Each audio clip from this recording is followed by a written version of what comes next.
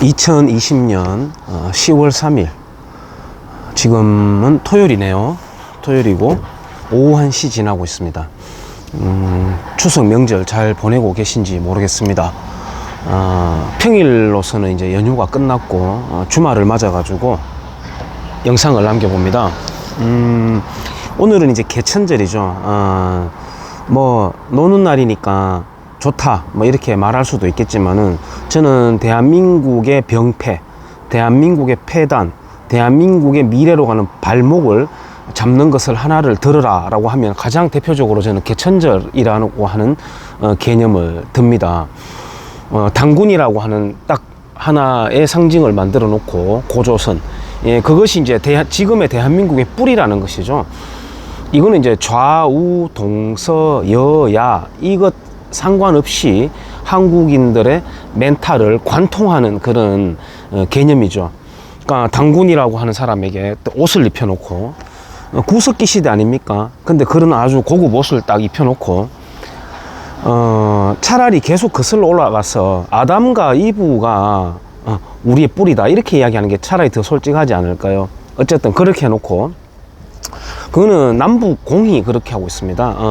북한에서는 김일성 집단이 백두혈통이라고 하죠. 저는 백정혈통이라고 하거든요. 그 백정혈통이 전 세계 문명 중에서 한반도에서 이 문명이 일어났다는 걸로 또 포장하기 위해 가지고 단군 왕릉이라는 것을 이제 거기다가 대대적으로 이렇게 만들어 놓고 이제 집단 체면을 거는 거죠. 이 한국에서는 신용하라고 하는 대표적인 학자가, 뭐 학자라고 할 수 있을까요? 그런 사람을. 근데 어쨌든 일본이 이 한민족의 정기를 끊기 위해서 뭐 산에다가 쇠말뚝을 박아놨다 이렇게 해프닝을 벌리면서, 그때가 아마 김영삼 정권을 지나오면서 아마 극도로 그게 기승을 부렸는데, 그건 일본의 청량술인 거죠. 제가 일본을 두둔하려고 한다는 게 아니라 그런 식으로 이제 이 땅을 또 이 여성의 자궁에 비유하는, 그거는 굉장히 오래된 토템이죠. 그것과 결합해서 백두산이 우리 민족의 영산이다 뭐 이런 식으로 이제 꾸며가면서, 지금 제가 있는 곳 바로 앞에 초등학교 교장실에 가보면은 교장실 뒷배경에, 교장 앉아 있는 그 뒷배경에 아주 크게 백두산 천지가 이렇게 되어 있는 걸 볼 수가 있습니다. 그러니까 이런 게 약간의 그 코드가 있어요. 예를 들어서 뭐 다 그런 건 아니지만 필요 조건으로서 개량 한복을 즐겨 입는다거나, 또는 백두산 천지 또는 독도 그림을 이제 상징을 이렇게 붙여 놓는다거나 뭐 이런 것들이죠. 그게 이제 전통적인 토테미즘과 함께 결합이 되어 가지고 이용우 교수님이 만든 네이밍, 반일 종족주의로 이제 맞닿아 간다고 저는 보거든요. 그래서 그런 어떤 토템적 상상력을 만들어낸, 그래서 우리 민족끼리라고 하는 허구의 개념을 만들어낸, 저는 개천절이라고 하는 것을 우리의 국가 공휴일로 삼아 놓고, 그 다음에 단군이라고 하는 사람을 우리의 뿌리라고 상정을 해 놓고, 우리의 태극기도 상징적으로는 굉장히 눈물겨운 값진 지켜야 될 상징이 되었지만은, 그 태극기는 주역의 점괘를 기호로 만들어 놨는 거거든요. 사실은 그런 지금 지경에 있는 대한민국입니다. 그래서 그런 것들이, 글쎄요, 지금은 한 치 앞도 내다볼 수 없을 만큼 굉장한 지금 위기가 연이어 닥쳐오고 있지만은, 궁극적으로는 그런 세계관에서 탈피하는 것도 저는 필요하다고 생각합니다. 오늘은 10월 3일이지만은 며칠 전에 이제 10월 1일은 중공이 수립한 날입니다. 49년 10월 1일이 중공이 수립한 날이고, 우리의 뭐 국군의 날이기도 하고요. 또 한미 상호 방위 조약, 정말 이름부터도 기적 같은 이름이죠. 가장 센 나라와 가장 못 사는 나라가 상호 방위 조약이라고 하는 글로 미국을 이 땅에다가 딱 박아버린 천재적인 그 외교술 이승만의 작품이라고 할 수 있죠. 그게 이제 53년 10월 1일 날 방위 조약을 사인을 했습니다. 물론 이제 발효되는 거는 이제 조금 더 뒤에 일어났지만은, 그리고 10월 2일 날은 50년 10월 2일 날은 원산 상륙 작전이 감행된 날입니다. 우리가 인천 상륙 작전을 대표적으로 이야기를 하지만은 그 바로 앞서서 장사 상륙 작전도 우리가 조망해 봐야 되겠고, 원산 상륙 작전을 여러분들이 검색해 보시면은 굉장히 큰 작전이었음을 알 수가 있고, 그 당시에 원산의 그 공업 시설에다가 무자비한 그 폭격을 감행을 했었거든요. 그리고 당시에 이제 북한 지역이나 중국 지역에도 미국이 일본에게 히로시마 나가사키에다가 했던 것처럼 원자폭탄을 쓸 거라고 하는 소문이 이제 퍼지고, 그 공포감에 휩싸여 가지고 한 집당 한 명씩은 아들을 데리고 가든 아니면 독자적으로든 한 집에 한 명씩은 남한으로 일단 피신을 가거라 라고 했었거든요. 그러니까 우리가 흥남철수를 말할 때 기적의 철수였지만, 또 그때 남아있는 있는 사람들이 지금 대한민국의 역군이 되기도 했지만은, 그때 자유 대한민국이 좋아서, 그러니까 김일성이가 싫고 자유 대한민국이 좋아서가 아니라 미군의 원자폭탄을 쓴다는 그 두려움 때문에 피난을 온 사람들이 많습니다. 저는 문재양의 아버지도 그 무리 중에 한 사람이라고 생각하거든요. 문재양의 아버지가 여기 내려올 이유가 없는 사람이었죠. 일제시대 때도 공무원으로 부유하게 풍족하게 살았고, 또 미군 정치하에서도 부유하게 살았었죠.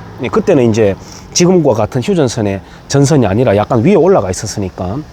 그러니까 이쪽 시대나 저쪽 시대나 할 것 없이 그 당시에 고등교육까지 받았었고 공무원 생활까지 하고 있었기 때문에 그 지역을 버리고 내려올 이유가 없었던 사람인 겁니다. 그렇게 해서 저는 핵폭탄이 무서워서 어쩔 수 없이 남아 해가지고 있었던 게 문재양의 저는 아버지라고 생각을 하거든요. 뭐 합리적인 생각이라고 생각해요. 뭐 가짜 이야기가 아니라.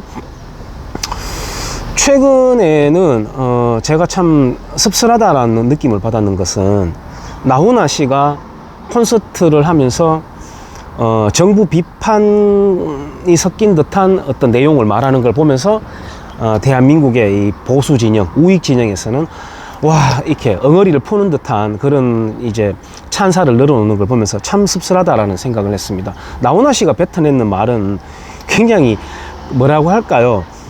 역사관에 있어서 굉장히 작고 또 지연 말단적이고 얕은 수준의 말이었을 뿐이었거든요.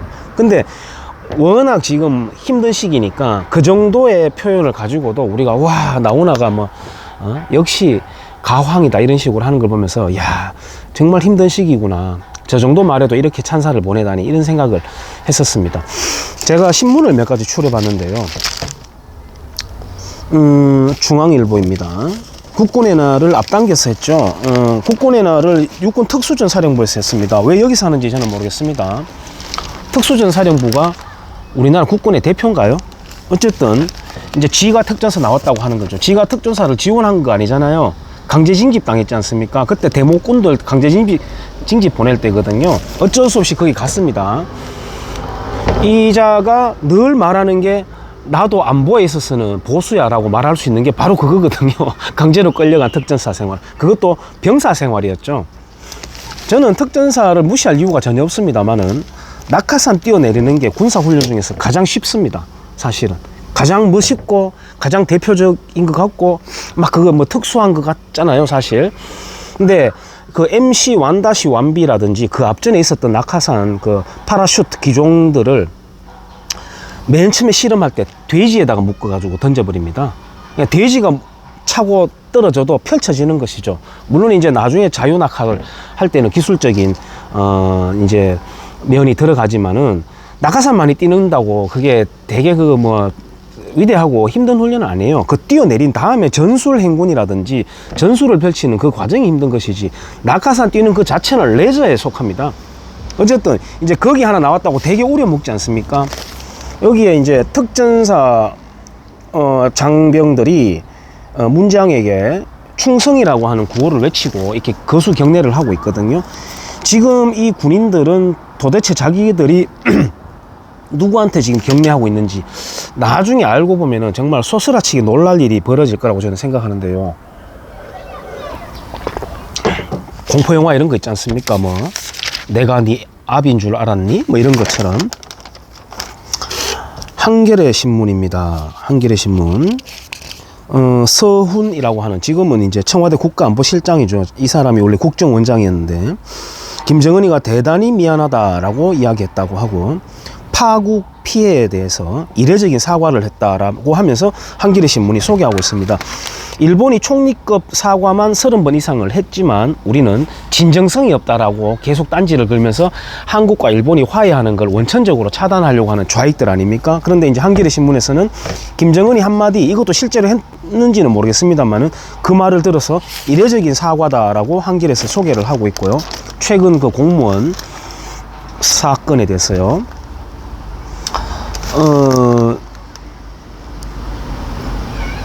이인영 씨는 신속한 사과를 평가를 한다라고 이야기를 하고 있습니다. 폭탄이 떨어져도 북한에서 폭탄을 쏴도 평화를 외치겠다라고 하는 자죠. 근데 이 자들은 정작 경찰차에 대해서는 정말 적군을 상대하듯이 싸웠던 자들 아닙니까? 우리나라 공권력에 대해서는.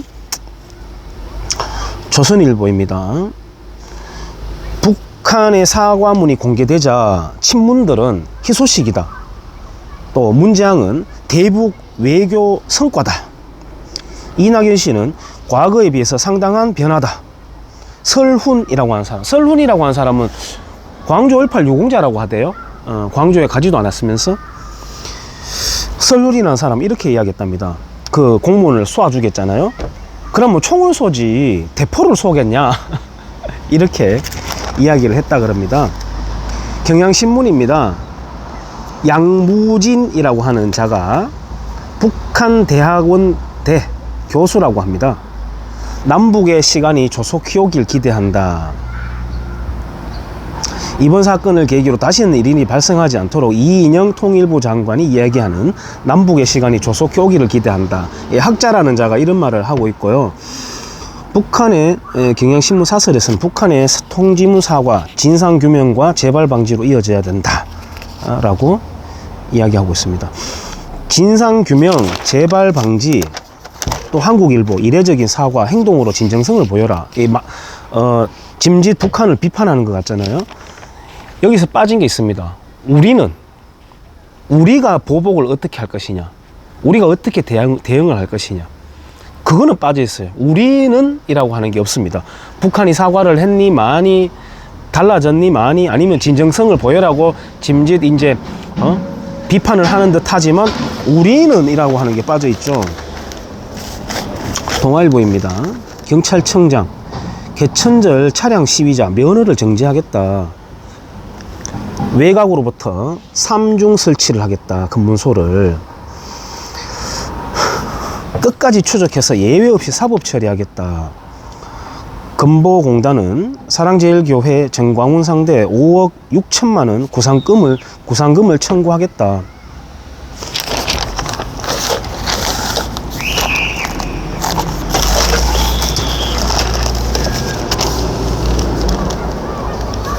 경찰은 특히 드라이브 스루라는 형식의 집회에 대해서도 모든 수단을 다해 막겠다는 계획이다. 김 청장은 불법 차량 시위 운전자는 현행범 체포, 벌금 부과 등 사법 처리는 물론 운전면허 정지, 취소, 병행하고 차량은 즉시 견인하는 등 대인 대물에 대해 모든 조치를 다할 것이다. 엄청 무섭죠. 엄청 무섭습니다. 국군포로 배상을 위한 북한 재산 압류하는 거 법원이 허가를 했는데 남북경제문화협력재단이 막았다고 합니다. 우리 또 저기 누굽니까? 림종석 씨는 우리나라 언론에서 북한의 영상이라든지 사진이라든지 이런 걸 쓰는 것에 대해서 돈을 받아가지고 북한에 송금하고 나머지는 지금 막혀가지고 이제 법원에 묶여 있습니다만은 그런 짓도 했었더랬죠. 정세균 총리, 방역, 전쟁에 준하는 사태다. 예? 계속 이제 이렇게 하고 있죠. 박원순 씨가 메르스 때 이제 서울시장을 하면서도 준전시 상태다. 뭐 이렇게 했었던 게 제가 생각이 납니다만은. 경향신문입니다. 그래도 가야죠. 고속도로 귀성길 정체라고 하면서 차량이 고속도로에 빽빽하게 정체되어 있는 모습을 볼 수가 있습니다. 중공 바이러스는 이제 반정부 집회를 하는 드라이브 스루 차량에는 영향을 미치는데 귀성길 정체 차량에는 영향을 미치지 않나 봅니다. AI급으로 바이러스가 진화했다는 것을 우리가 알 수 있습니다. 자, 이런 점들을 제가 신문에서 짚어봤고요. 제가 책을 하나 빼들었습니다. 이거는 예전에 제가 유튜브에 아마 소개를 했던 책일 같은데요. 사이공 패망과 내부의 적이라고 하는 책입니다. 베트남 전쟁과 통일 전선 전술 이렇게 나옵니다. 여기는 뭐 이게 통일 전선 전술이 뭐냐고 아시겠지만은 이거는 이제 통일 전선 전술이라고 하는 용어는 1921년 6월에 제3차 코민테른 대회 국제공산 조직 대회가 열렸는데 거기에서 각국의 공산 진영은 자기의 세력들이 취약했다고 느껴질 때 판단될 때는 정체를 숨기고 세력 규합을 하고 확장을 하고 연대 전술을 펼쳐야 된다. 그래서 그 위장된 전술을 가지고 이른바 이제 통일 전선 전술이라고 하거든요. 그러니까 종교계, 학계, 뭐 대학생들을 또 순진한 대학생들을 낚아서 동원을 하고요. 이제 항상 거기에 이제 평화라고 하는 구호가 이제 등장을 하죠. 총성 없는 정치 전쟁이거든요. 베트남 공산화 되기 전에도 역시 프랑스 그리고 그 뒤이어서 미국의 존재를 민족의 적이다, 외세다 이렇게 규정을 하고 파리 평화협정과 더불어서 미군 철수를 이렇게 주장을 했었거든요. 그러면서 뒤에서는 또 무력 통일 전술을 또 병행을 하고 했었습니다. 지금 대한민국에서는 베네수엘라식 포퓰리즘, 그 다음에 그리스식 공무원 정원 포퓰리즘과 더불어서 베트남식 통일 전선 전술도 지금 펼쳐지고 있는 상황이고 그들로서는 지금이 아마 거의 마지막 기회고 결정적 기회라고 여기고 있는 것 같습니다. 그래서 총력전을 지금 펼치고 지금은 뭐 이렇게 숨기지 않습니다. 모든 걸 이제 당당하게 커밍아웃 하면서 이제 전방위적으로 지금 펼쳐내고 있죠. 대한민국에서도 지금 마찬가지고 종교인으로는 대표적으로 지금 경주 지역을 구심점으로 활동을 아주 광폭의 활동을 펼치고 있는 법륜이라고 하는 중이 되겠습니다. 최석호 씨입니다. 본명이. 자기 형도 어릴 때부터 공산주의 운동을 했었고 최석호 씨 말 재밌게 합니다. 그래서 이 경주의 소위 보수라고 하는 연령층들도 굉장히 무지하게 낚여 있거든요. 기승전 연방제를 주장하는 자가 되겠습니다. 그리고 평화라는 걸 외치죠. 베트남 공산화 될 때에도 평화 외치면서 승려들이 길에서 분신을 막 시도하고 있잖아요. 죽음과도 바꿀 수 없다, 평화는 뭐 이런 식으로 막 하기도 했거든요. 이 책에 보면은 베트남 공화국 정보기관의 약화와 북베트남 스파이들의 침투, 베트남 전쟁의 전설의 스파이, 대통령의 정치 고문, 부응욱냐. 예, 베트남 이름이 좀 어려우니까 베트남 전쟁의 최고 스파이, 언론인, 팜, 수원, 북베트남의 스파이, 베트남 공화국 총참모장의 보좌관, 응웬휴 하잉 준장, 대통령 궁을 폭격한 남베트남의 공군 조종사 응웬 타잉중, 북베트남의 첩자 사이공 경찰청장 찌에우 꾸억 마잉 뭐 이렇게 간첩들 명단이 이제 나오는데 굉장히 핵심 요소의 고위직의 이제 간첩들이 있었다는 거죠. 독일이 통일되고 난 뒤에도 마찬가지였습니다. 서독의 고위급 정치인들이 이제 간첩임이 이제 드러났죠. 대한민국에는 어느 정도의 선까지, 어느 정도의 폭넓은 자리까지 간첩들이 지금 들어가 있을까요? 제가 맨 처음에 신문 몇 가지 짚으면서 특전사 장병들이 지금 충성이라고 하는 경례를 붙이고 있는 걸 말씀을 드렸잖아요. 과연 우리 한국 사회에는 얼마나 큰 충격에 빠져들까. 뭐 그때가 되면은 또 이야 이건 또 간첩몰이다, 빨갱이몰이다, 주홍글씨 찍기다, 뭐 이런 식으로 또 빠져나가려고 하겠죠. 이거는 또 뭐 메카시즘 광풍이다, 뭐 이런 식으로 뻔합니다. 있었던 사건도 은폐하려고 했잖아요. 그 누구죠? 지금 잘 나가고 있는 사람 중에 한 사람, 김종배 씨. 김종배 씨는 이승복 어린이가 나는 공산당이 싫어요라고 하는 유명한 그 이승복 어린이의 그 말은 가짜다. 그 침투했던 것만큼은 숨길 수 없고 죽이고 만행을 저질렀던 거는 숨길 수 없음에도 공산당이 싫어요라고 하는 거는 꾸며진 것이다. 이렇게 소송까지 가서 지기는 했습니다만 김종배 씨가 그렇게 공산당을 두둔하려고 하는 자들이거든요. 그러니까 나중에 간첩이 핵심 요소에서 드러나도 아마 이거는 뭐 북풍몰이다 뭐 이런 식으로 또 할 게 뻔합니다만은 한바탕 대한민국에서도 소동이 일어나고 뭐 재출발하기 위해서는 소동은 필요하죠. 사회가 잠깐 통합을 위해서는 혼란이 필요한 거거든요. 그래서 그것만큼은 간첩만큼은 정말 색출되었으면 좋겠다라고 하는 생각의 메시지를 개천절 낮에 한번 남겨봅니다. 예, 감사합니다.